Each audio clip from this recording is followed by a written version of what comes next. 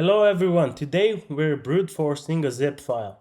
So let's encrypt the zip file, zip -e secret zip, and then secret.txt. That's what's gonna be inside.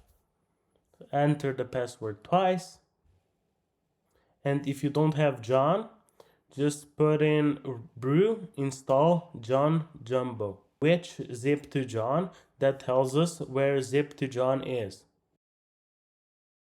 Now zip to John secret.zip to text to hash.txt. That gives us a hash file. We're gonna start the brute force attack now. John dash dash incremental and hash.txt. That starts the brute force attack. And as you can see, it took 2 seconds. Here you can see my password is Mugu. So we can say this is not the best password you can use. Let's try it out. It worked. Very nice, John. And this is not a secret message anymore.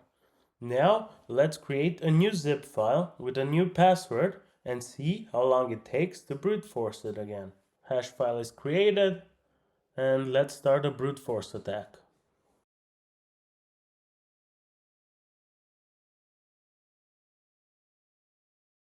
It took around 4 seconds. Let's try a word list attack now.